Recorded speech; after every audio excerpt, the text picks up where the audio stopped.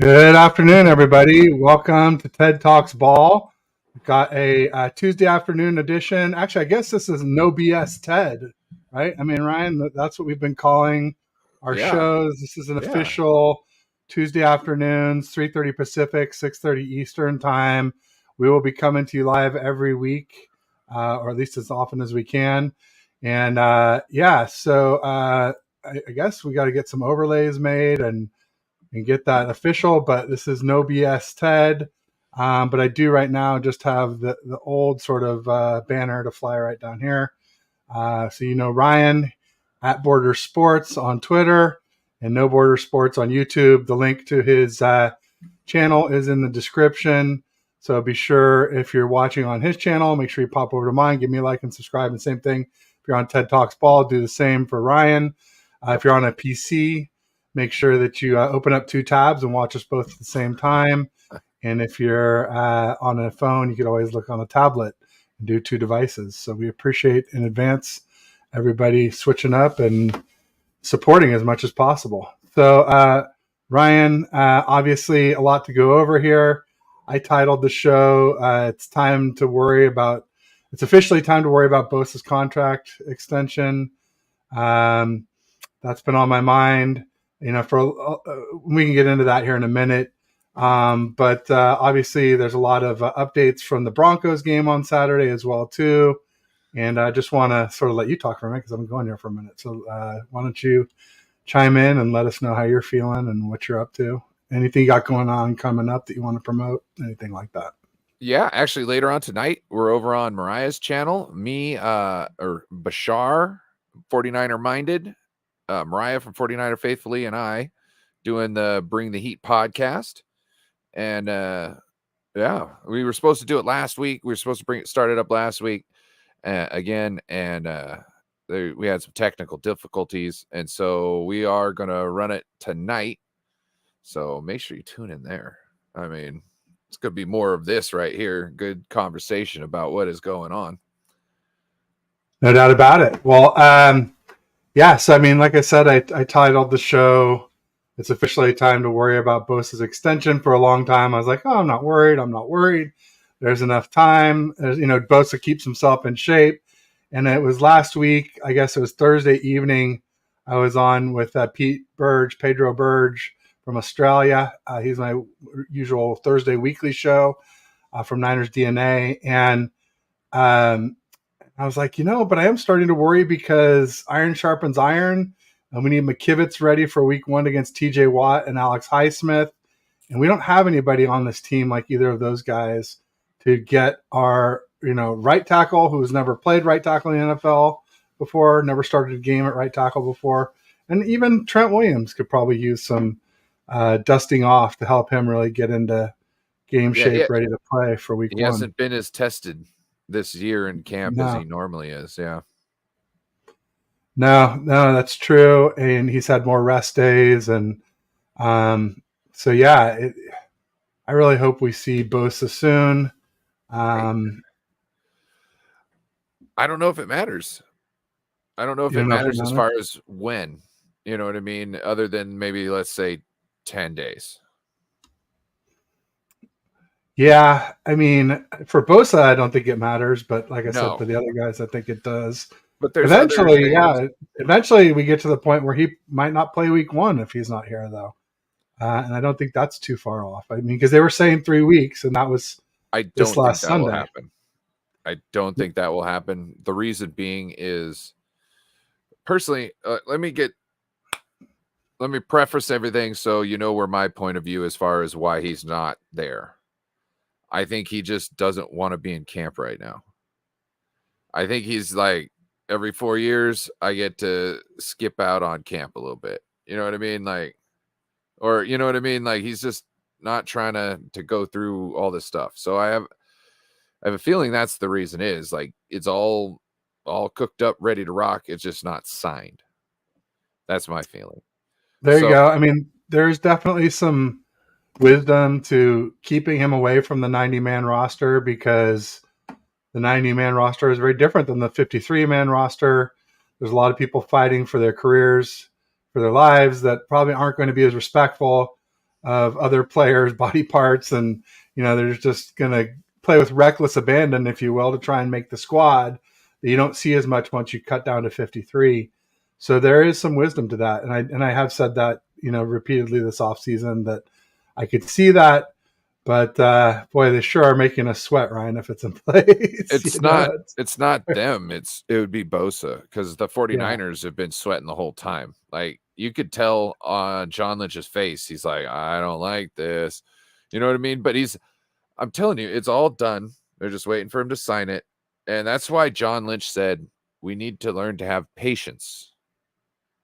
So, and the reason why I'm saying that it'll get done is because I don't think Bosa wants to go miss any of the regular season. Not with this line. You know what I mean? Like, you got Hardgrave in there, you got Eric Armstead in there. I was watching the other night. They're double teaming Eric Armstead. They were the Broncos were double teaming Eric Armstead and just letting Javon Hargrave just one-on-one with the guard. And to me, I was like, you are stupid. Not to say that Eric Armstead doesn't have a little wiggle or something like that, but I'm sorry. I would rather have Eric Armstead one-on-one than Hargrave one-on-one. You know what I mean? It's just the guy he's got all that leg. You know what I mean? He's got some thick legs, so he could drive you if he wants to. Like, if he wants to, he's got some ham hocks for thighs. You know what I mean? He can move you, and he could get. He's got great pad level. So, and if you saw last game, he was just like running through the line. He wasn't even like through people. He was just going, but he was shooting the gap so quickly and so just nasty. That's why you got to get two people on him, because he's just waiting for the other guy to leave. And then once he leaves, he's trying to take up his spot after the quarterback. So I just think Bosa will want to be here starting week 1 because he wants to go after that record. He kind of touched it. He got close, but he wasn't able to finish in the backstretch there, those last couple games, which, I'm not mad at him. It's his record. What he did during those games was get a lot of pressures, cause a lot of people to make a lot of bad throws. And I'm perfectly okay with that. You know what I'm saying? His sack total, season sack total, isn't anything that I get up in the morning and like think about with any intent. You know what I mean? And would I like to see him hit that? Of course. I'd love to have a 49er do that, but it's not like anything that I'm like, oh, I got to worry about that. He does. That's one of his things that he wants to accomplish. And sitting out until the end of this, until the season starts, is just going to put a hamper on that. You never know when those sacks are going to happen. He was just pulling up sack after sack after sack, multiple sacks in a game, sack here. It was like every single game he was getting at least one. And there at the end, dried right up on him. That's true. I think he got tired. He didn't have much help on that line. Bosa didn't. Also, he didn't get that sack in the 2-point conversion. Right. Which that's sucks. True. That's stupid. That's stupid. I hear you. That should count, right? It seems like it to me. I remember when Kittle got if you can drop, I think, on the 2-point conversion, it didn't count because if you could score a point, you could get a sack. You know what I'm saying? Yeah, no doubt about it. It makes sense. Just want real quick, want to call East Coast Niner in the house saying, "How's it going, guys? Thanks for joining. East Coast. Appreciate you being." So yeah, I mean, that's an interesting point. I hadn't really thought about that, about why Bosa wouldn't want to sit out. Yeah, if he's going for the record this year, and I had been on record with my prediction for Bosa as saying 20 or more sacks. Now that we added Hargrave, I thought that would help Bosa to get more, and and then that would bring that 22.5 sack total right into firing range, essentially, into reach. If you can get another defensive end to have any sort of success, like 10 sacks, like I have a feeling Cleveland Farrell could be a 10 sack guy this year, maybe even more. He's nice and fast. You know what I mean? Like I haven't seen all his moves, but he's quick, and quick will serve you sometimes. So I have a feeling there's a chance we might be able to, I don't know, sneak something out.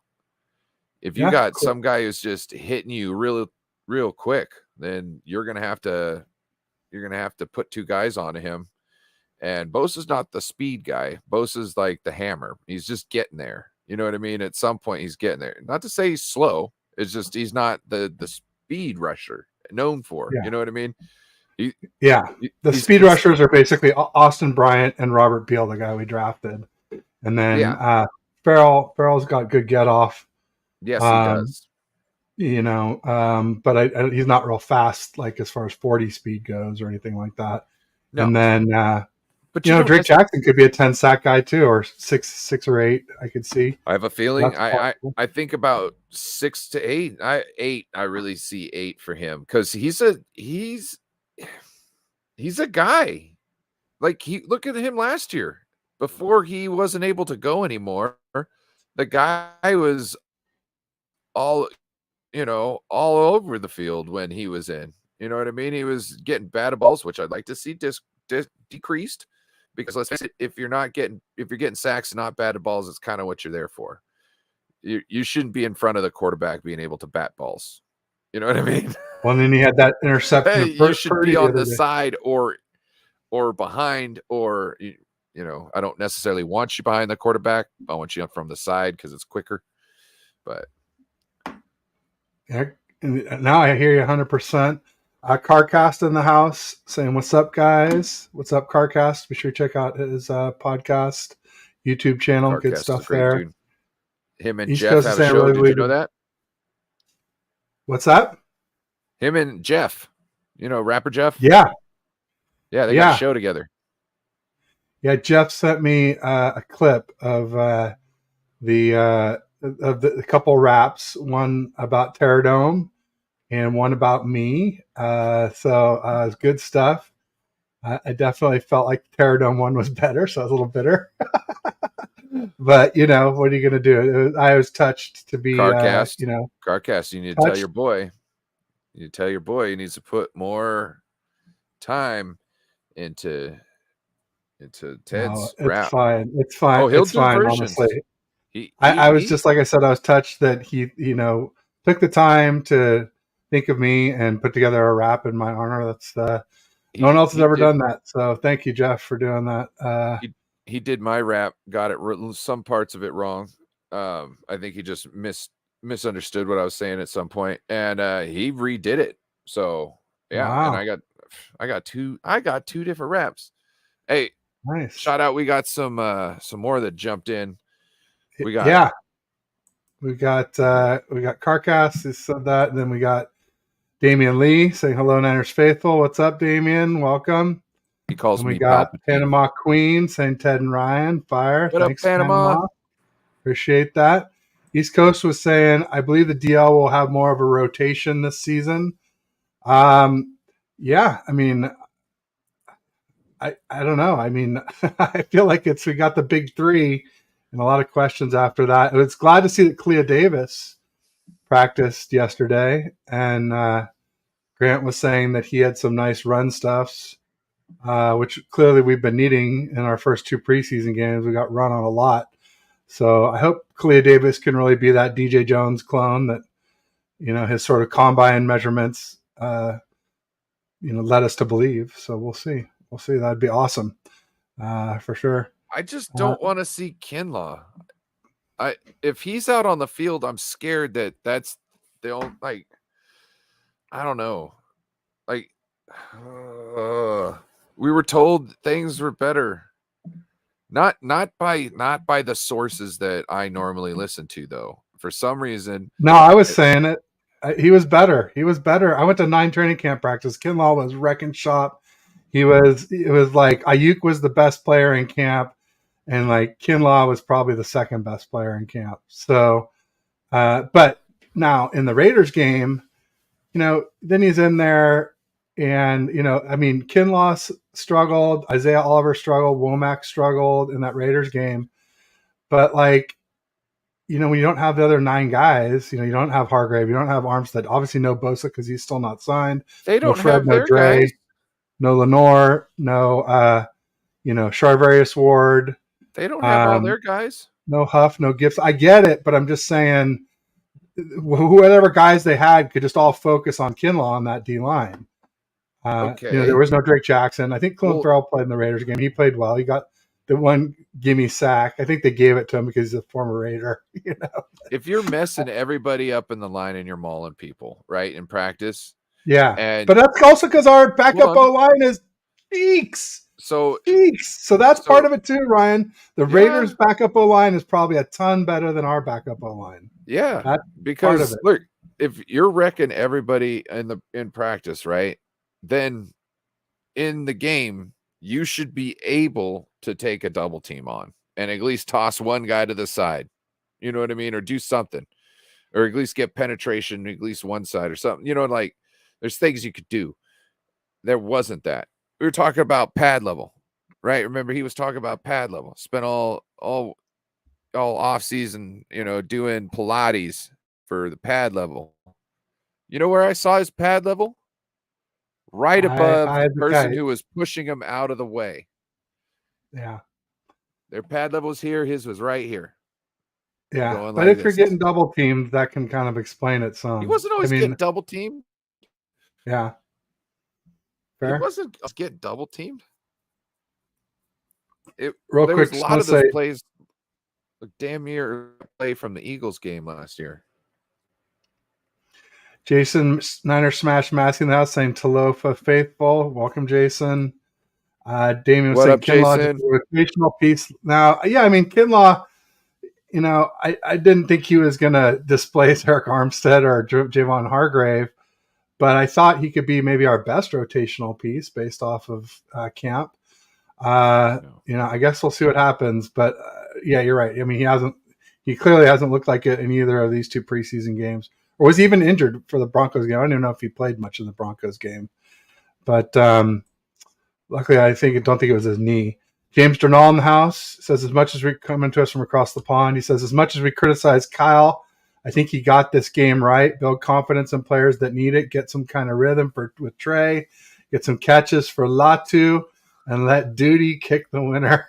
Oh, don't let Brian Colts do that, James. Oh, James, you better watch out. Bryant will be like, James, kickers are people too, man. Kickers are people too. I called that kick. We were marching down, and I was like, watch Kyle just say, screw it. We're not going to go in and score. We're just going to kick a field goal and make Moody have to kick the game winner.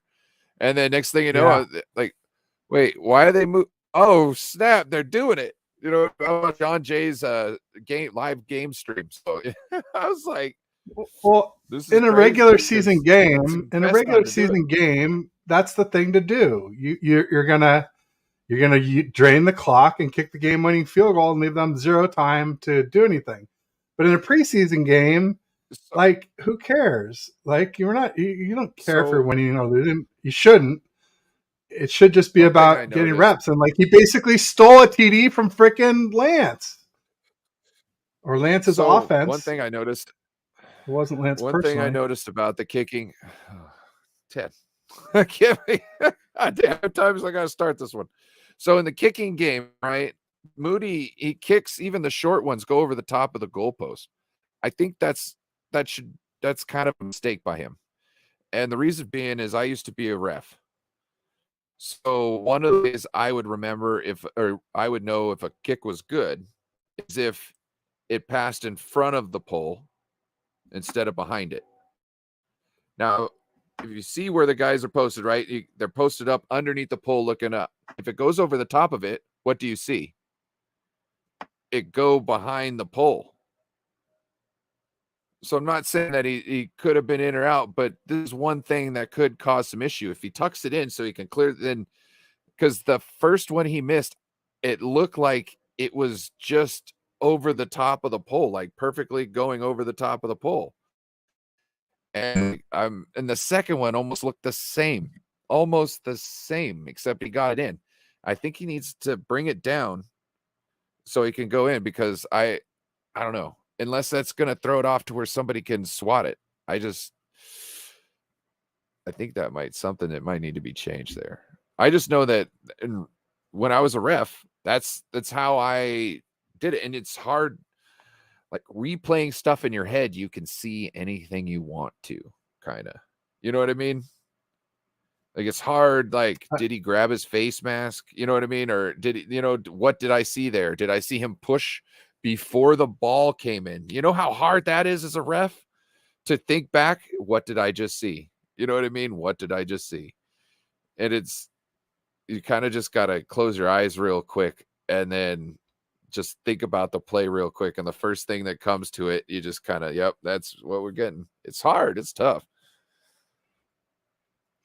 It is. I hear what you're saying.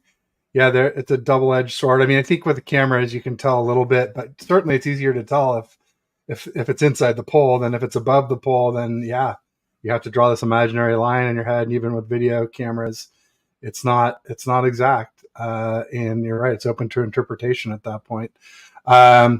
See, let me back up a little bit and just say James Durnall was asking any news on Bosa after meeting with his agent.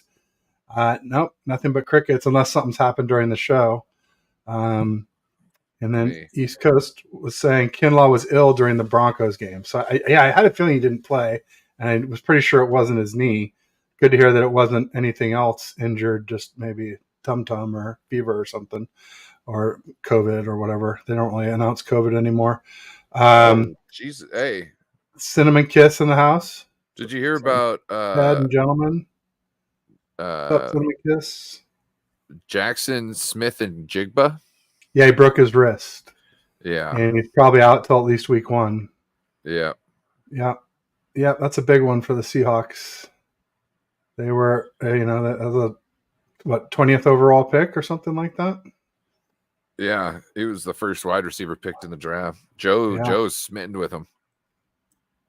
He's going to be bummed.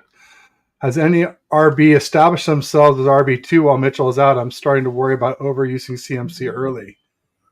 That is a great concern, James, because Kyle gets target asphyxiation. So back in Vietnam, I'm pretty sure they were doing a lot of night flights, and they'd have the night vision goggles on, and some of them would fly right into their target. They wouldn't notice how close they were getting to it, and they would just fly right into it. So Kyle just kind of uses the hottest hand until they get broken in half and have to see. What props do we owe you for, Prius gang?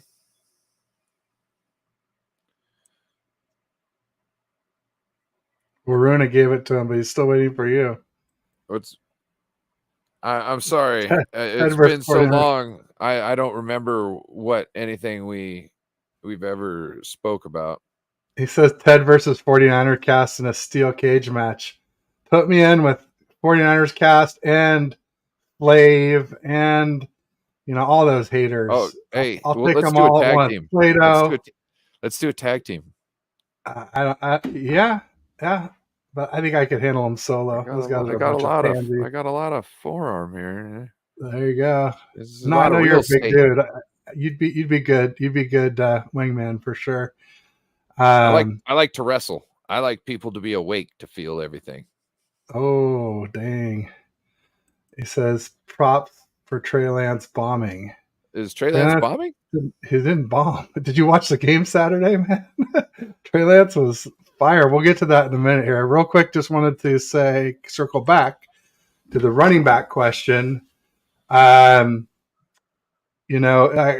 TDP was the front runner for RB2 because he got the reps with Purdy, but then he whiffed all these blocks. So you can't have, no block, no rock in Kyle's system. That usually goes for wide receivers, but I think it goes for running backs too, or as well. So I would say Mason would be the one by default over TDP. If Mitchell continues getting injured, which seems like a safe bet. I hate to say it. I would never root for injuries. I don't wish them on anybody, but I also don't ignore them. And now that TDP is coming along, that means Laybourne. You won't see Laybourne in preseason. Right. because he's Right. going to get They'll snapped. hide him so we can hide him on the practice squad. Yes. So that's kind of where we're at right now. So yeah, I would say it'd have to be Jordan Mason, and TDP could get that. I could see how if Kyle sees something, at some point he's like, let's go with TDP. He's been, doing good lately. Let's give him some reps and give Jordan Mason some time off. So I think they're probably really tied for the second place, but with 2A and 2B at this moment in time. And I think Elijah And Mitchell should just Mitchell's back anyway. So I think he should just be breaking case of glass. Like, just put him on same for the playoffs. Save for the playoffs. Or if somebody Wouldn't that goes be nice? down, if everybody goes down, you need to put them in there. You know what I mean? Okay, you need this win. Somebody doesn't come back till next week, put them in there. Other than that, let them chill. James says Laybourne got waived after talk. No, you mean Awatt got waived, not Laybourne. He said they needed wait. help. Awatt got waived. Yeah. Yeah, but he's saying Laybourne got waived after Taco went on IR, which Taco just happened. So I hadn't heard about it, but James is obviously telling us that Laybourne got waived. Wow. Thank you, James, for hopefully it's true. Well, I guess they like who is 22? The running back who had a pretty good game for us. Is it McLaughlin? Or was that the Denver Broncos? The Broncos guy was McLaughlin. Oh, McAllister? Oh, no, I bet you they're making room. They're gonna put what's his name? The Bryant was right. Bryant was right. They're gonna put that the fullback, quarterback, linebacker. What's his name? Coletto. Yep. Yeah. Coletto's the dude. Jack Coletto, the jack of all trades. I bet you, because what Kyle loves a guy like that. He could do everything. He could run routes. He can throw the ball. He can block. He's also a linebacker, so he knows what linebackers are looking for, essentially. You know what I mean? Not like a NFL pro linebacker. He doesn't know. He hasn't practiced in that position yet. You know what I'm saying? But when it comes down to it, you got a guy who can move around. And I'm telling you, Kyle's going to have, in the regular season, Kyle's going to have him throw at least 1 or 2 passes, because it's going to be out there. So when he comes in the game, somebody's going to have to be like, remember, he threw a pass. But I mean, you could say that. I get you. I hear you, Ryan. But come on, I've been saying that about Jennings, who played Wildcat QB. Right. Juice, who's our backup QB. But you already know Juice. CMC. Now CMC did do it in the Rams game, but I thought we'd see more than just that. This is not a regular guy who's in your lineup. This is a guy who comes in for a play, and that's what Jack Coletto would be, unless there was attrition. You know what I mean? Yeah. Right. So that's what I'm saying. He's one of them gadget guys. So where he can put him in there, and it's like a vanilla play, and it just doesn't do anything. And people are like, "Oh, okay, well, nothing happened." And then the next time puts him in there, something happens. McNichols is the name of the other running back who played well on Saturday. Oh. Thank you, Kurt. I was like, yeah, is it McAllister? Or is it McNichols? McLaughlin was there. I was close. Mick, I figured there was a Mick in there. But yeah, what you call it? McLaughlin was the Denver one who ran all over. All these Scottish names. Yeah. Mick is usually Irish, actually. Right? I thought it was. Yeah. Okay. Oh yeah. Yep. Yeah, for sure. For sure, Sonny. Yeah, McNichols, we're getting it from several folks. We aren't keeping 2 fullbacks on the 53-man roster.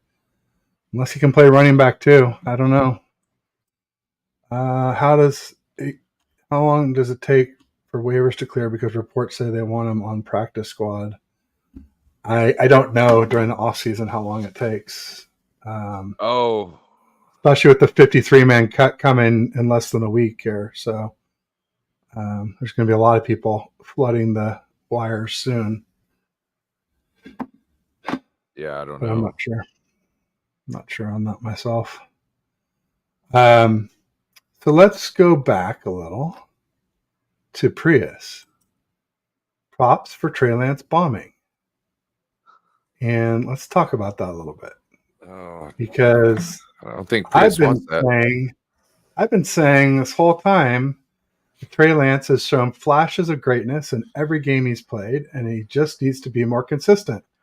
What do you know? The other day, Eric Crocker gets on his show, and he says, if Trey Lance plays like he played in that fourth quarter of that preseason game, there's nobody on this roster who can touch him. Nobody. That includes Brock Purdy. Yeah. He says he just needs to be more consistent, and it'll probably come with reps.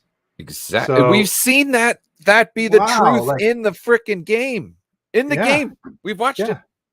Yeah. He's a slow starter because he doesn't have a lot of experience. It takes him a little time to get warmed up, to get confident, and then he starts ripping it. And he rips throws that Brock Purdy cannot make. Absolutely cannot make. And can only dream of making Brock Purdy. Sorry. I like Brock Purdy a lot. But, too. And then there's this video that somebody posted it. They're like, why did Brock Purdy get sacked on that last play on that first series? Well, there was poor pass blocking, right? That was gotcha. TDP whiffed his block. But he can't throw without stopping and setting his feet. And he obviously didn't feel confident in him being able to rip it. So yes, not saying that he couldn't if he stopped and set his foot, but he knew that throw, he can't stop and set his foot, even if it's that far. You know what I mean? So that's not necessarily something. And the bigger question is, why didn't he throw it to Jennings, who was open when he ended up scrambling down to the 2-yard line or 3-yard line or wherever he ran down. But Jennings was open, and so was Dwelly. I'm not going to split hairs on that, because we could say that about Trey Lance in a lot of his plays too. Which hey, it's just things happen. But nobody's propping Trey Lance up as the starting QB and just saying, need for a competition. Right. So, so if you're going to prop him up, then you're going to get extra criticism, because every time he messes up, you're going to be like, I wonder if Trey could have done better. Plus, that's why Kyle should have had a competition. It was a mistake. Plus, things could be we're already finding out that he likes to roll to the left side, and he's better in the left side. So did you see my tweet about that today? No. I put up his throw chart, and it's all green on the left and yellow in the middle and red on the right, and of course green on the right, behind the line of scrimmage. But basically beyond the line of scrimmage, the only green area is left, and I said Perdlander or Zooland Perd. Sorry, Perdlander probably would have been better, but Zooland Perd, because he can't turn left. So I was actually, it's the opposite of that. But I thought it was pretty funny, because that's one thing Purdy's going to need to work on, or else defensive coordinators are going to game plan that and take that away like crazy. Crazy.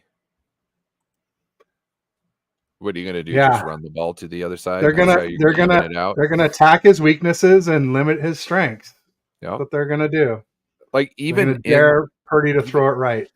Even in the Dallas Cowboys game, they were already doing delayed stunts to the left side to try and catch him in rolling out to the left, and they almost got him. Yeah, they did. He went out of bounds, but it wasn't a sack. It was a. Well, there was one he barely got away from him and was able to make the throw, but it was like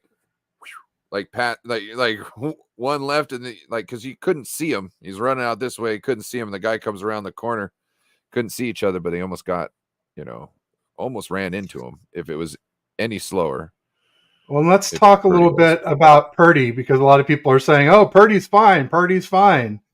Ryan, did you see in that game any evidence that Purdy looked just like he did in 2022, or did? Well, I'll just leave it there. I don't want to lead you down the road. Well, there is a certain throw that is missing from his repertoire right now. And it's not that he's not throwing it, because he's throwing it in practice. We're hearing about it. He just wasn't putting it on tape for everybody to see in prime time. And I think Kyle was kind of helping him along, which Absolutely. to Operation me, prop up Purdy. at this time of the season, you need to be there or not. You know what I mean? Like, you either have to have your arm ready if you're the starter, or you need to just relinquish that spot right now and let somebody else get those reps, because he can't cover the whole. His Brock Purdy is a great quarterback for what he could do last year. Now, if you're taking 40 to 50 to, let's say 40 to 50% of his game away, then he's not as capable of working and running that offense like you would think. Like those throws behind the linebackers, those are now the deep crossers, our bread and butter. Those are now in jeopardy. And who cares if he can see it in time if the ball can't get there? You know, he's really good at seeing and knows what he sees the moment when he sees it, and he can just crank that ball out when it's a green light. You know what I mean? That's one of the things I really like about Brock Purdy, is when he sees it, he knows it. You know what I mean? And he just fires. I really appreciate that. That's one thing, like his lack of arm before he got injured. That's one thing I was able to overlook, because he's able to just work the offense so well like that, because he just boom, where's the defender? Okay, he's not even thinking about it. He's just boom, sees the pitcher, and his muscle memory automatically knows that guy's too far away to make a play. Boom, he goes. You know what I mean? I love that about him. But if you can't do the deep crossers and you can't hit anything outside the numbers, we got issues. That great touchdown he threw to George Kittle that was supposed to be for Ray McLeod last year, that's not happening. That's not there. No, every long pass I saw in camp, 9 camp practices, was long or short. I don't think he threw one good long ball in the 9 practices I attended. And it sounds like that's continued. It sounds like it got a little bit better this last week, but then CMC was out today and he fell apart today. Go figure. And I've been arguing that we want to see Lance with CMC, which we still haven't seen. And, Purdy doesn't have a security blanket. He's down around 50% completion percentage. So, yeah, not good. Real quick, James said, I forgot how sexy BCB looks in that pocket. Floats like a butterfly. I'll take that over making all the throws, I guess. But, most of that was Debo yak. Bro. It was a couple screens to Debo. It was a nice throw to Jennings layered, where he could have taken Ayuk short and he went deeper to Jennings for the first, and a nice throw to Ayuk on the slant to get us down to the 2-yard line. But nothing impressive, nothing that says he's back to 2022 form to me. I'm still waiting to see it, and I'm hoping for it. I'm not rooting against Purdy. I want our team to do well, but right now I'm not convinced that Purdy is ready to lead this team, against a really strong opponent in Pittsburgh in week 1, where you got TJ Watt coming off one edge and Alex Highsmith the other, and one of those guys will be coming against McKivitz in his first ever NFL start at right tackle pretty much every down. So that's a scary proposition. Damian Lee says, I think, Ayuk and Danny Gray, how good they'd be with a QB who could hit them at the deep ball. Absolutely. Although I don't know if Danny Gray is going to make the team. James was asking any predictions on the final 53, any surprise cuts. Let's hold off on that. We'll get to that a little bit later. But James, remind us in a little bit about that. But there's want to call it Brooks Anderson in the house, official BNA Music 88. Why can't we discuss a negative Purdy play without a butt Trey? Well, that's just the way it happens in these things. Everybody, but yeah, I know it's true. They can both play badly. It's there's no guarantees that we have a franchise quarterback on this roster. I've been saying very vocally Sam Darnold is a waste of time and reps. I'll believe that until I see him in a regular season, and I hope we never see him in a regular season. It's funny. Somebody's like, "Oh, well, Ted, you know, Darnold didn't have CMC and Kittle." I'm like, Darnold hasn't had any 49ers player in a regular season game, and I hope he never does. And then somebody pointed out, the dumb, that, yeah, Darnold did have CMC on the Panthers. Come on. Come on. Well, not just that, but he's not even trying to really push the ball. Dink and Even dunk. That's all Darnold is.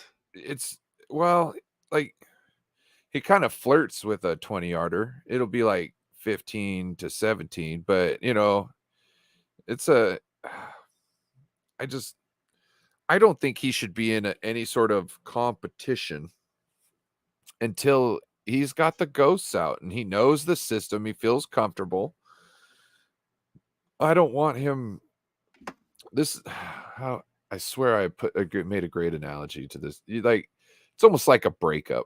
He's got to get over all this stuff that he's been tormented through by just being able to do things correctly over and over again. So he learns the correct things instead of these bad habits that he leans on, aka throwing touchdowns or interceptions to out of the middle of nowhere. Like sometimes there's not even a receiver close. You know what I mean? Like not even close. It's ridiculous. Well, the I one he don't. I'm threw to the end zone, the pylon of the end zone, where it was inside the receiver and like not even close to being a completion. Darnold, Oh, he just he just got lucky that Coletto was open for the TD. I don't remember. Oh, yes. Yes, but I'm not worried about that one. I'm not even worried about the two, obviously that Bell had a hand on. um, it's more like everything I've seen post. And I'm not saying that it's not gone. That's the first and foremost. I want you to get your ghosts out of there, and then I want you to be able to learn the system, and then you can compete. I have a nickname for Bell.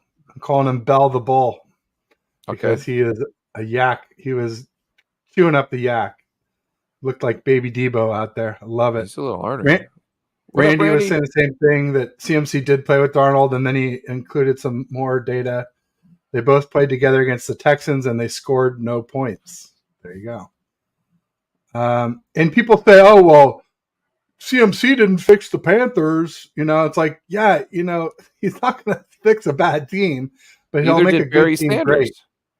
He'll make a good team great, especially one running Kyle's system. Either Like, he Barry is the key to Sanders. Kyle's system. What's that? Barry Sanders. Did he make the Detroit Lions a No, great best team? running back of all No. time. Right. Exactly. Yeah. Terrible Yeah. teams. It's not going to fix a terrible team.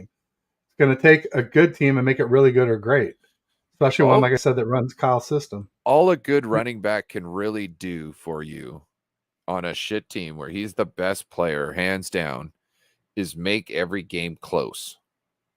That's Yeah. the best that they can essentially guarantee, is to There make you every go. game close, because they're going to run the ball a lot, which is going to run down the time, not give the other team a lot of time to score on you, because they're going to do it anyways.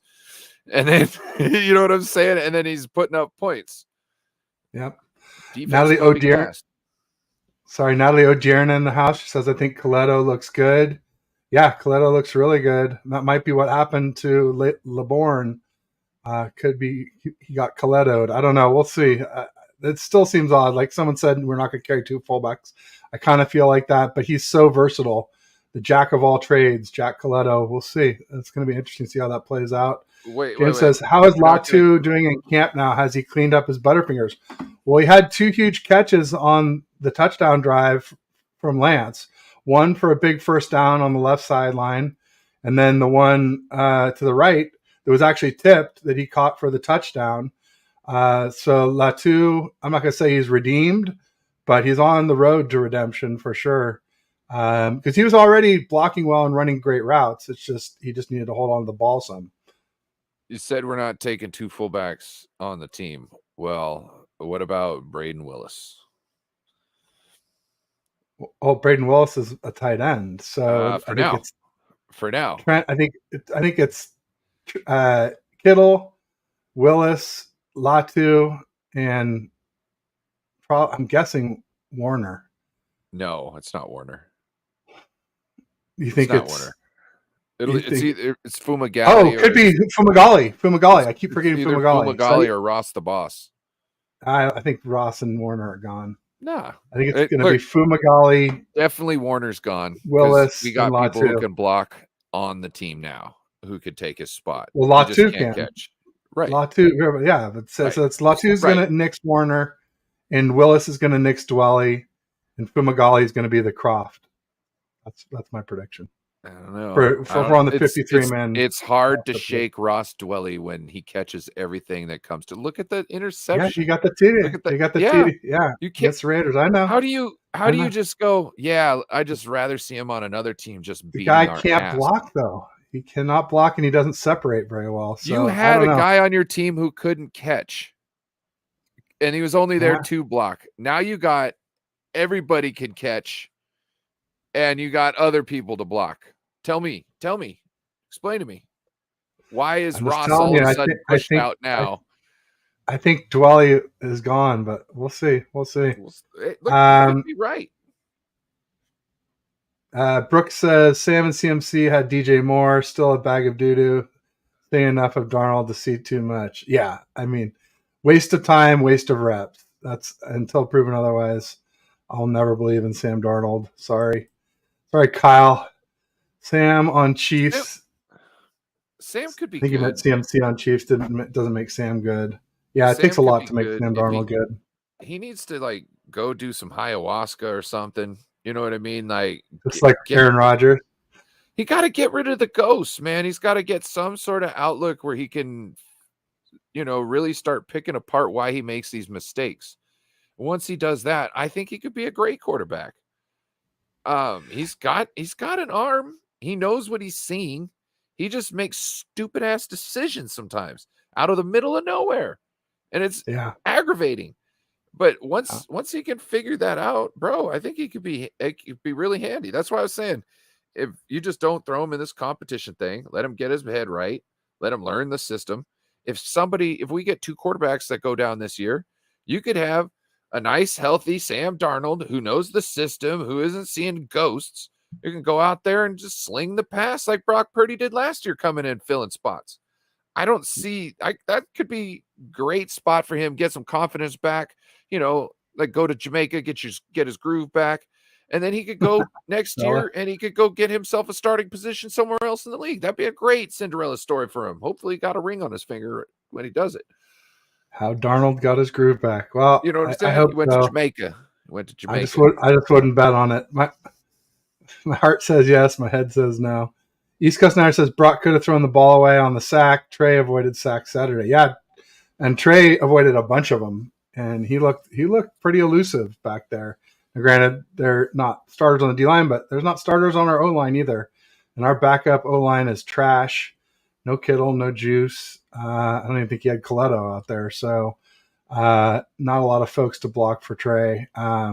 He did really well, He did really well. Seems like our second stringers after a slow start are worse than our third stringers as far as the talent level goes. It's almost like our third stringers are damn near our second stringers, and our second stringers are damn near our third stringers. Yeah, I think that's a fair assessment. Because Willis should be a defensive end. Randy Daytona says, Willis, you mean Latu, because Latu played outside linebacker, which is an edge position. I think Willis actually has really good hands. Willis is way too small to be a defensive end. I think he meant Latu. Dwelly and Warner should kick rock. Yeah, I think that's what's going to happen, but we'll see. Yeah, but Dwelly always seems to find a way back. So I don't know. He's like a stray dog that you can't get rid of. Sam Darnold could be on the 2007 Patriots and still go 4-12. As we know him now. From the top rope. From the top rope. Sam needs to eat some insanity pepper. That's the ayahuasca, I guess. Or is that the cactus? Peyote. Insanity peppers. That's a pepper, I'm thinking. Like the insanity chips. Just like super hot. Bringer. Well, Winter.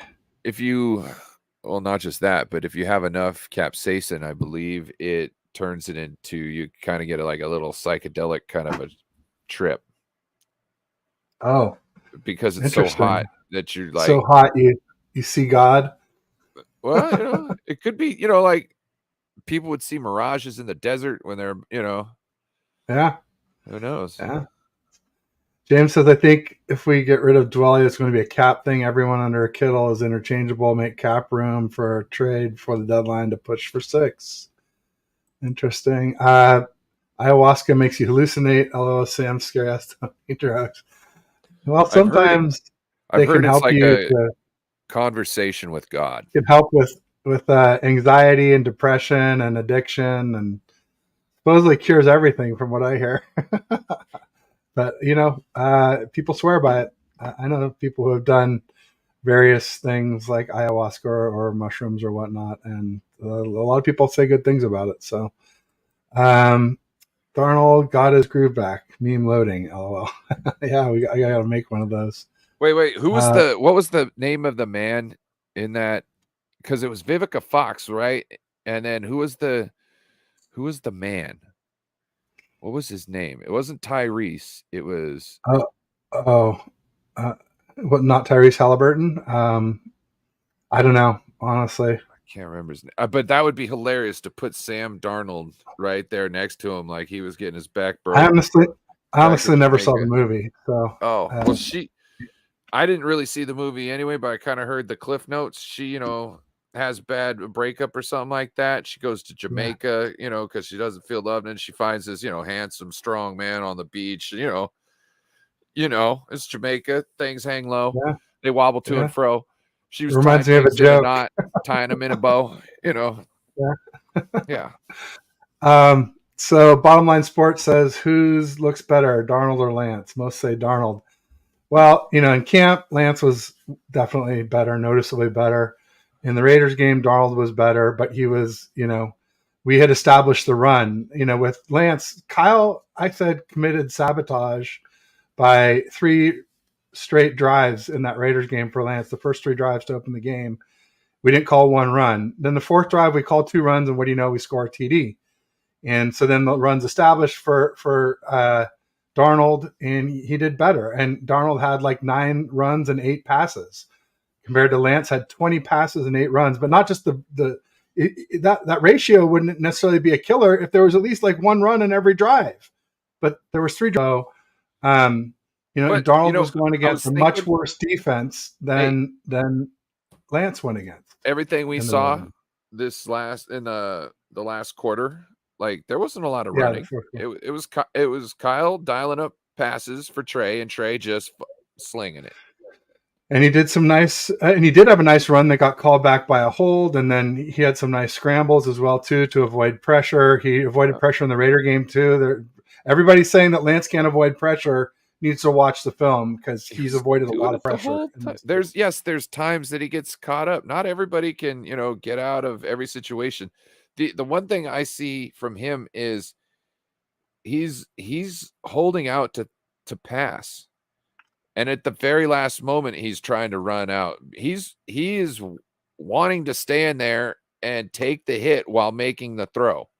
You know what I mean? That's what he's trying to do. And so I think he needs to be a little bit more wary, maybe start off, once there's a little bit more pressure, like get a little bit more of a spider sense, a little, start moving a little sooner. But to me, I like the fact that he's always looking to pass. I'm not looking for a quarterback. The moment they get any pressure, they feel like it's an excuse for them to show their legs off and run down the field. That's not what I want. I want somebody whose last resort is that. I want somebody who on every other, not every other play, but once in a while on a play can keep the ball on a fake handoff and cause the defense to now have to cover both sides of the line, essentially, the both ends having to stay and do containment instead of one being able to just continuously crash down the line and tackle our running back from the back. So that's what I'm looking for in a quarterback, and he was displaying it in that end of the third and through the fourth quarter, and I was happy. There you go. There you go. You saw a man Got a from lot. Nantucket. I saw a woman from Nantucket. There was that's a limerick. Um, Yeah, I know. got That's what Jess I'm from saying. East Coast Red and Gold in the house saying, "What's up, faithful? What's up, Jess? Thanks for joining." So real quick, we got a bunch of stuff going on with Scotch peppers. Are called Scotch bonnets, the There's Jamaican Scotch peppers. bonnets. Yeah. Drop to. So regarding the Donald Lance, look, ESPN is on this whole narrative. They're going to say, they said Lance had a terrible game Saturday when he was amazing. Anyway, I shouldn't say amazing. He had an amazing stretch. He was cold to begin with. He threw an interception, but the interception was much more of a great defensive play than a bad throw. The D lineman just jumped way up and tipped it Now, and then it was caught a it. bad throw. The other one caught it. It was a And bad part of throw. it was the running back didn't but- give enough separation to where Lance could get it over. Well, the running back wasn't far enough away that you could throw it high enough and it fall down and hit the running back. It was a bad throw, but the Terrible line. The interception hinged on one person making a miraculous effort to get across and get their hand up, which took every inch of it, or every bit of his energy, and then another person who's making I don't know if I think they were already falling down at that point, but if not, they have to make a diving catch. You know what I mean? So it was a diving catch by a D lineman. And arguably, if there were other angles, it may not have been a catch.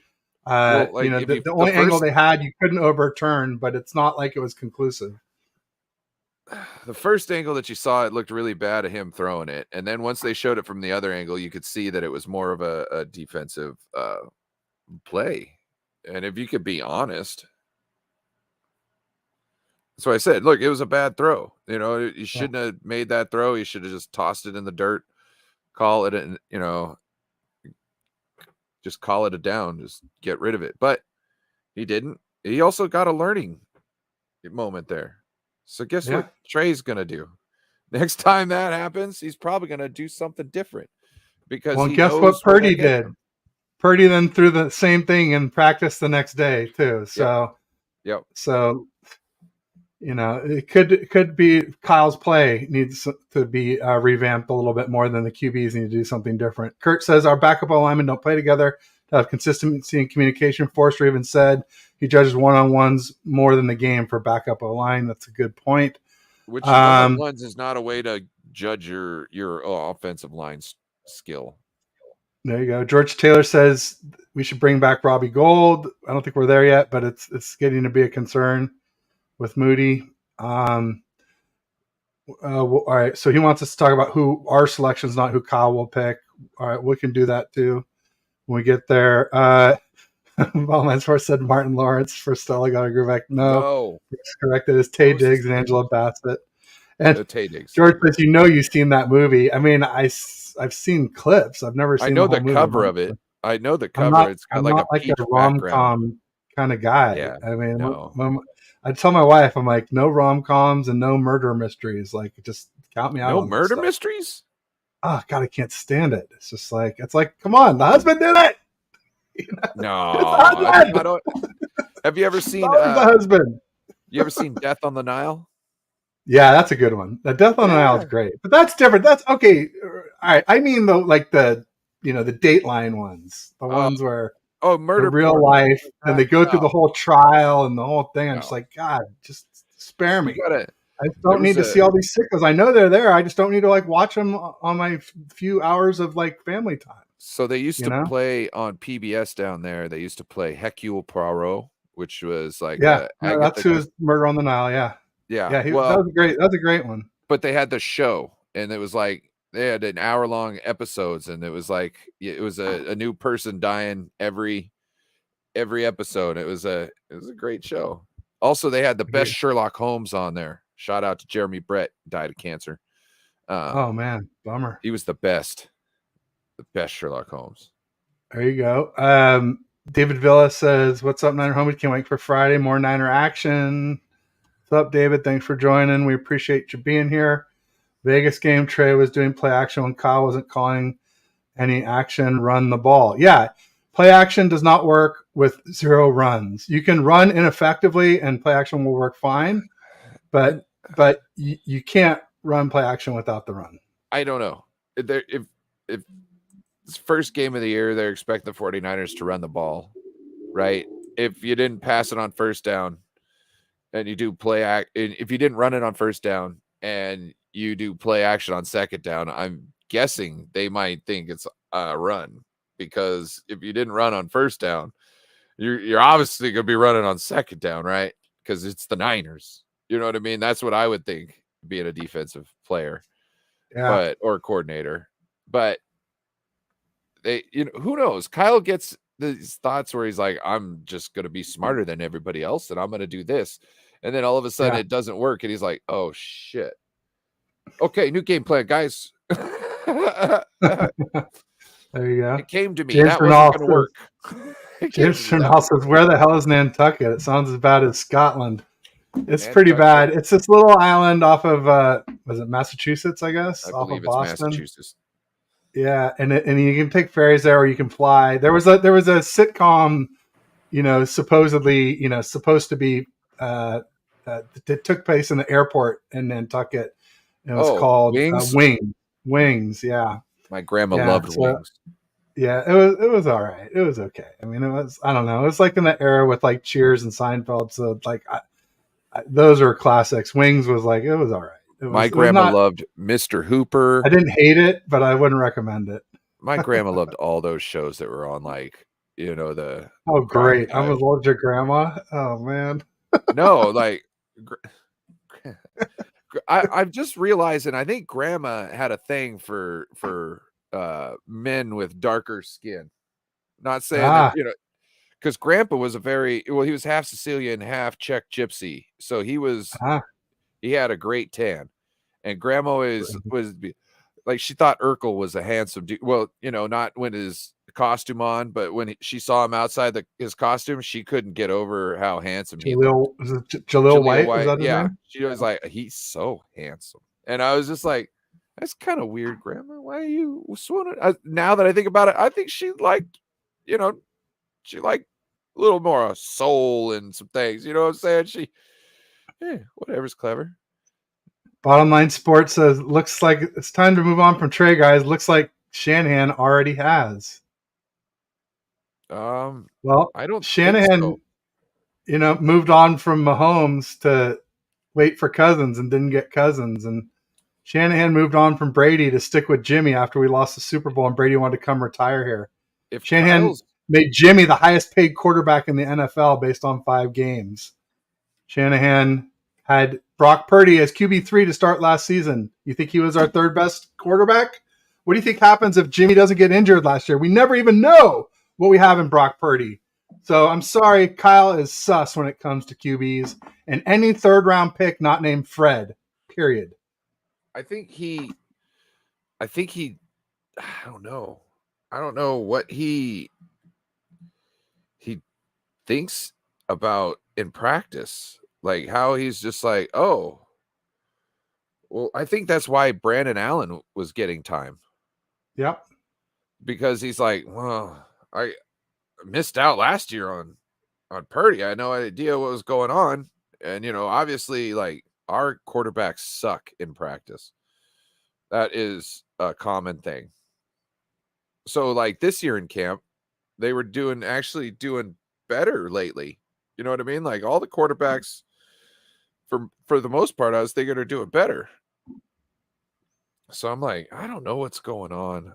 Kyle's process is, first thing, can we address, not first thing, but obviously another thing, can we address the fact that Kyle, in essentially a win now mode, decided to put all his cards in on a project, and then once he gets them in the building, they understand his throwing mechanics are a little off, and he's doing little things. They want him to change things, but then he comes back and it hasn't been fixed, and they're just like, oh, okay, well, I guess we'll just we'll wait for him to go to in the off season next year to fix it.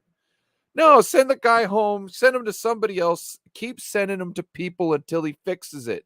Why did they sit there and sit on their hands until now where they're about ready to just be like, oh, screw it. You know what I mean? He wasn't any good. Like now all of a sudden he does something on his own. Now you seeing glimpses out of him that you wanted to see year one with him. And it's like, how do you just throw away all those picks? Like he totally just sat on his hands. Once he figured out he couldn't fix it and he didn't know anybody who could fix it, he just sat on his hands instead of going and looking at another person to kind of fix it, get a second opinion.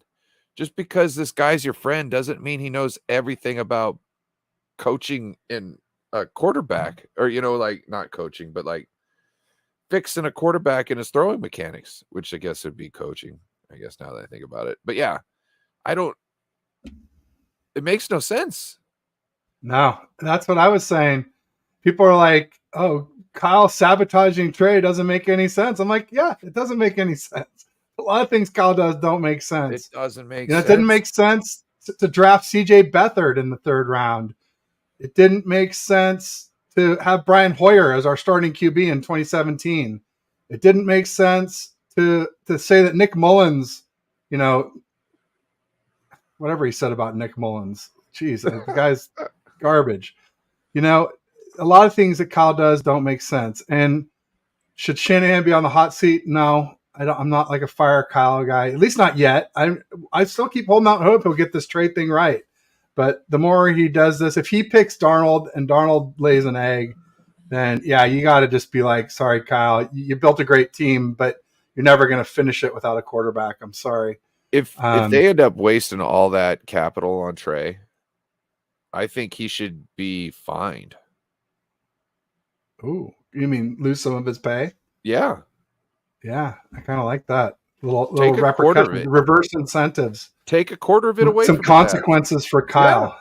Yeah. I like that. Essentially, all he did, his dad bought him a Ferrari. He wrapped it around a tree, and he's like, oh, shit. Okay, Dad, I'm going to need another Ferrari. This is where we're going to be at if he doesn't get reprimanded in some sort of way for throwing away these picks. If Trey can't do something in the time that he's got right now, because this is. No, I'm with you. Brooks says win now, but Bosa hasn't even been in the Western time zone since January. Yeah, I mean, for me, a championship window starts when you win a championship. If you're saying we don't have time to develop Lance because we're win now, then we better win number 6 now. Right. Right. Better happen this year. Time to develop the 3 first-round draft picks that we put in that guy. Then there should be no excuse to us winning this year, right? We should have that trophy. Exactly. If not, then you need to reevaluate things, Kyle. Because yeah, no doubt about it. We have been lacking at the quarterback position this whole time, and that was the one thing that couldn't get us over it. Yeah, a quick comedy relief from James. In Scotland, if you stop at a traffic light for too long, they'll have your tires off faster than a Formula One pit crew. And Randy said Glasgow is nice, jokingly. I guess I don't know. I didn't visit Glasgow when I was there. I visited St Andrews for some golf. And you slaughtered that first. I was like about ready to correct you. Like, oh, Glasgow. Gow. Sorry. And then we went to Edinburgh for some more golf and fun stuff there too. But I thought I really liked Scotland. They had great beef and really nice people. The driver we had from the airport to St Andrews, he was like, it's approximately about 10 miles from here. And I loved that, just the redundancy of approximately and about. I thought it was very quaint. He just talked the whole time. My wife fell asleep. He didn't even notice. He was just talking. There's something about it. When I hear bagpipes, I get emotional. Like I either want to go to war or cry. I don't know what it is. But when I hear the bags and the snares, I'm just like, it just does something to me. I don't know. It's weird. Randy said that does not make sense. How can Chewbacca, a 10-foot Wookiee, be from Endor? Having a bunch of little Ewoks running around. It doesn't make any sense. Do you know what he's talking about? Kyle is the Chewbacca of the NFL. Do you know what he's talking about? Makes sense. That's Crazy, South crazy Park. times. That's South Park. That's the Jesse Ah, Jackson offense. That's that ah, that in South Park. classic. That's how Jesse Jackson got O.J. Simpson off. There you go. Pause. Yeah. R.I.P. Jesse Jackson. Yeah, no doubt, Jesse. Crazy.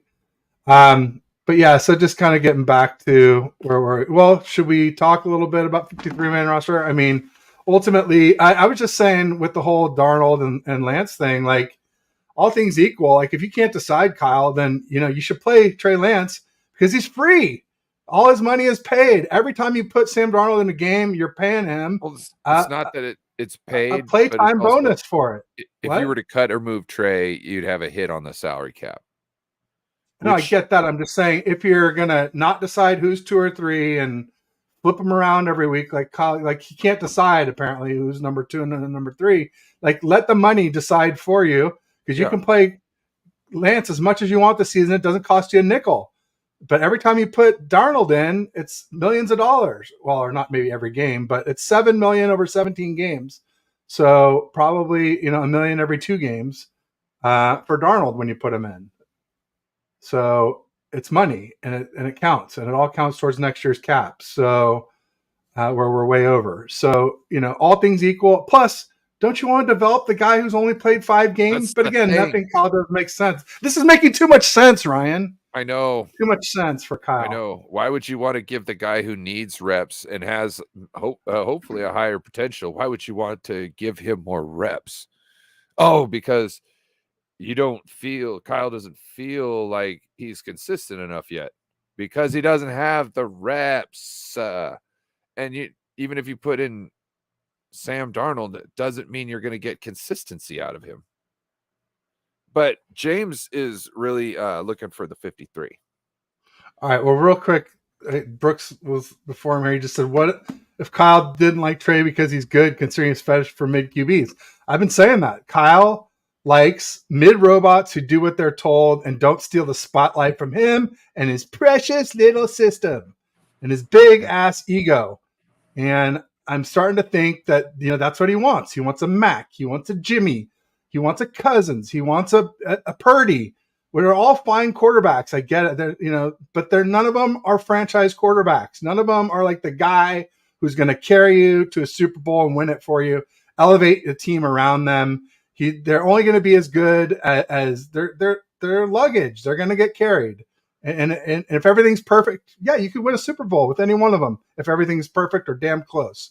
But if anything goes wrong, it's not going to work. They're not going to be able to make up the difference. I think I know what it is. You know how to put this?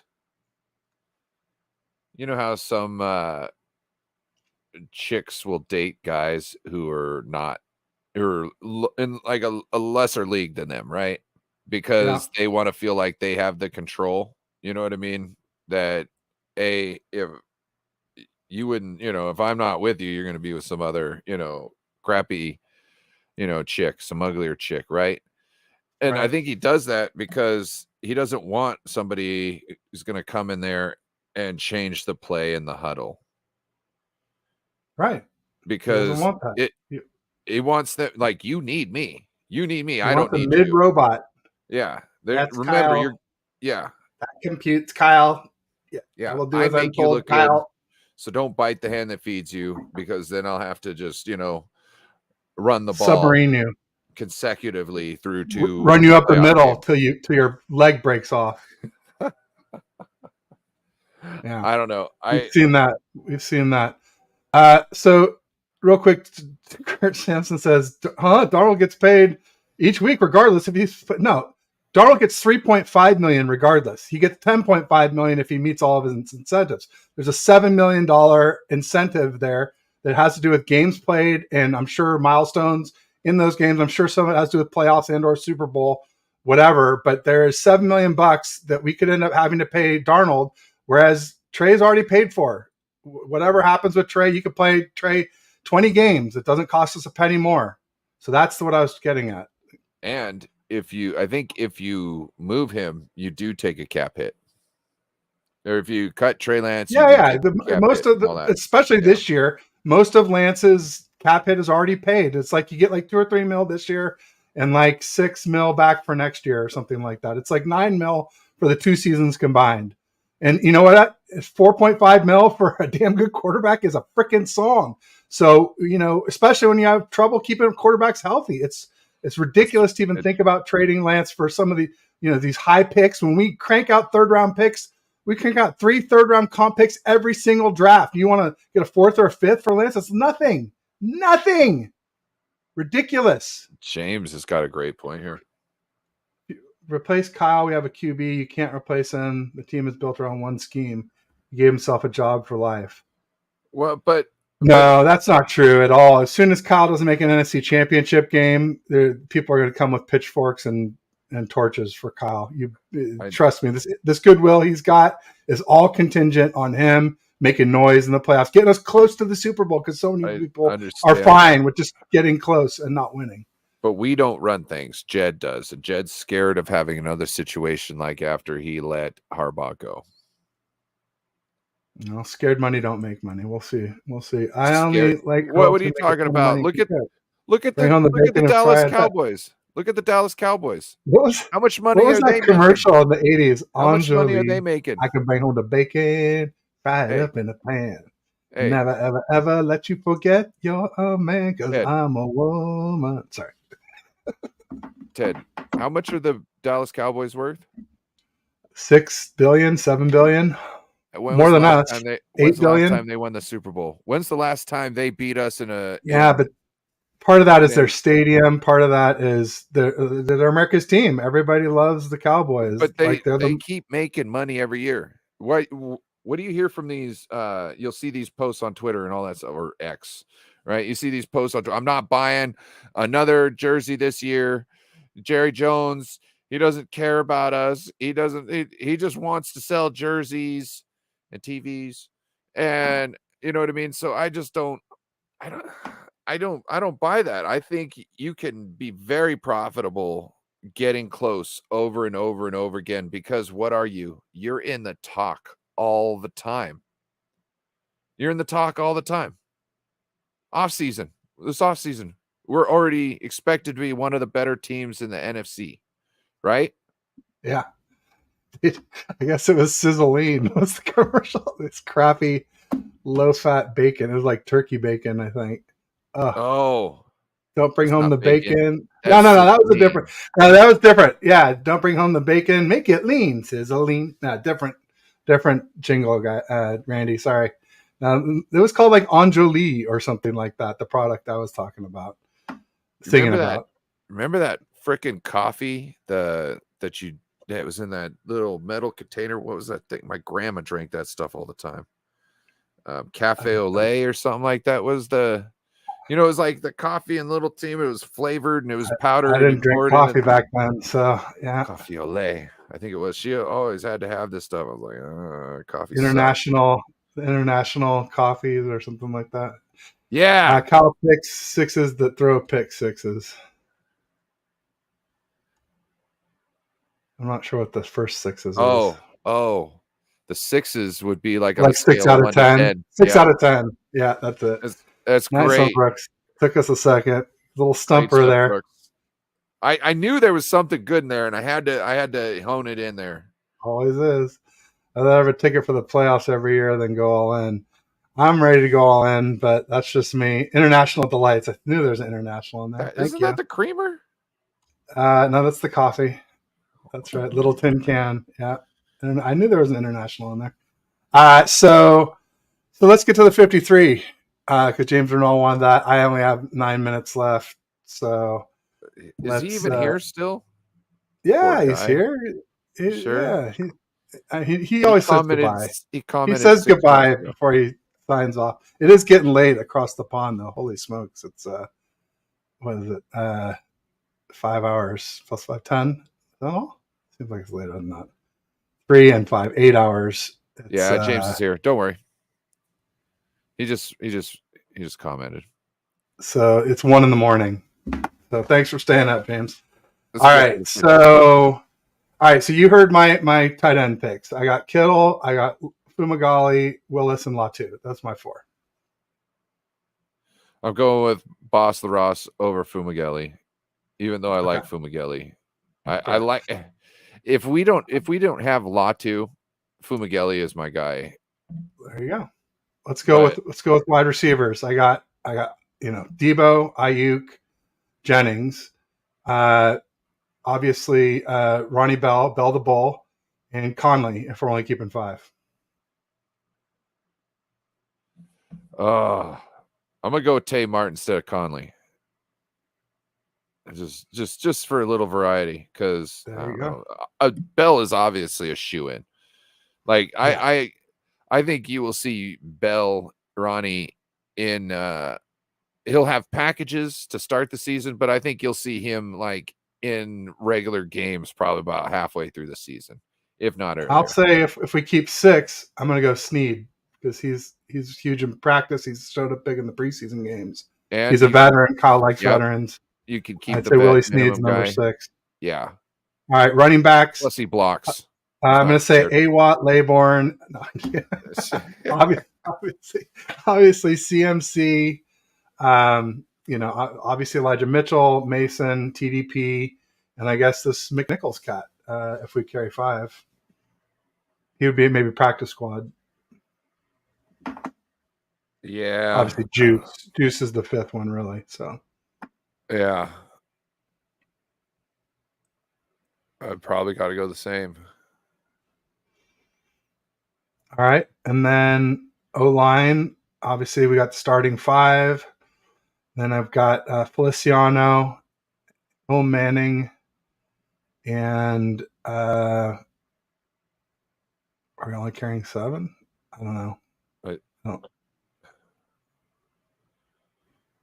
know. I mean, I guess Jalen Moore if we're carrying 8. Yeah. What? Well, Kurt says cutting. Yeah, Gray's going to get don't cut. skip over. Ryan was right. I'll come back. Oh, creamer. Ryan was right. Okay. May have changed from coffee to creamer. All right. There you go.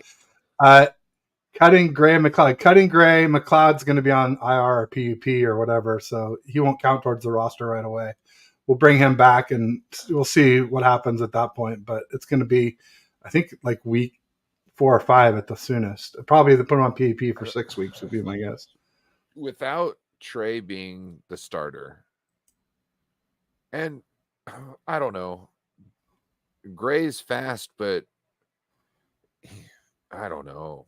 I don't know if he's worth it all now when we got guys who can do everything. You know what I mean? Yeah. Like Snead can do everything. He's a vet. No, he might not be fast, but he's made catches that were crucial, and he's made blocks downfield that were crucial, and he's made blocks in the running game that were crucial. So that's the 2 big ones from Lance, like almost back to back. Well, I mean, last year he was putting in work at the end of the season. Like he was in there and he was doing work. And I was like, damn, he's really helping out. And it's like he was just the unsung hero. You know what I mean? Like every now and then you'd see Snead doing something great that just broke another 5 or 10 yards. Speaking of O linemen, because Kurt says Jalen Moore's making it. I saw Baldy was like going all in on Matt Pryor. I'm like, dude, Matt Pryor is not a fit for this scheme, and he's just not that good. We got him off the street. I don't know who thinks he's making the team. I don't, but maybe I do. I mean, if there's one thing I trust Baldy for, it's linemen. He was all over the ground last game. He was getting pushed back at guard. He was getting pushed back at center. I was like, this Pryor guy needs to just get the fuck off the team. I was just sick of him. Tell him, Ryan. Don't hold back. Hey, I'm sorry. I thought Pryor was just International Coffees by General Foods. Wait. Was it? Sorry. Game set, checkmate. I'm thinking of Feliciano. I think I'm thinking of Feliciano. Yeah. Feliciano has not played well. Feliciano. But he's been better than Zakel. Zakel is dumpster juice. He's been bad. His worst play really wasn't his fault. But he's got other ones, a lot of them. You know what I mean? Like, it's not looking good. And that was the guy they thought was going to be the starter next year. Oh, this guy could start for us maybe. And then all of a sudden we got Spencer Burford, and we were like, huh, I thought Nick Sakelj was the winner. They all said Burford came in, and then he had to share snaps with Brunskill. Yeah. So I think Sakelj is really smart. I just think he sucks. Yeah, he's He's getting just manhandled out there. he's not either. He's not quick enough with his hands, or he needs to more plates, not worry about dates. Just go out there and just stack weights, bro, because what you're doing right now is not working.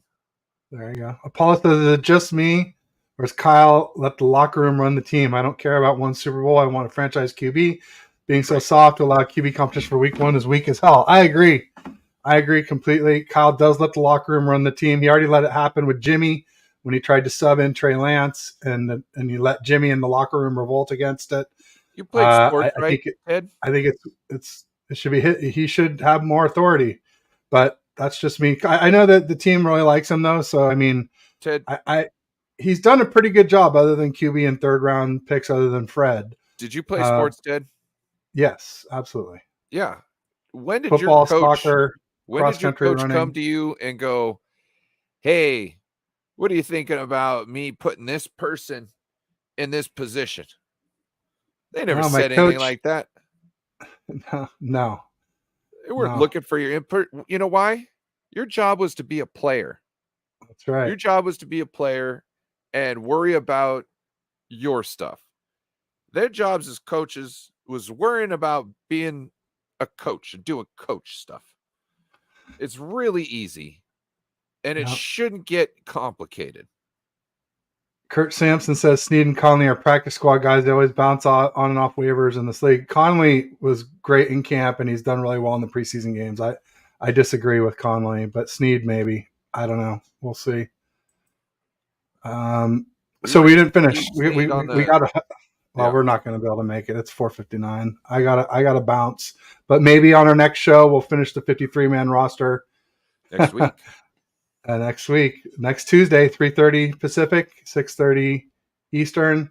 Check out Ryan at Border Sports on Twitter and No Border Sports on YouTube. If you're on my channel, make sure you like and subscribe to his. Same thing. If you're on No Border Sports right now, please pop over to Ted Talks Ball and give me a like and subscribe. We really appreciate all your help. And I'll just say peace and go Niners. Peace.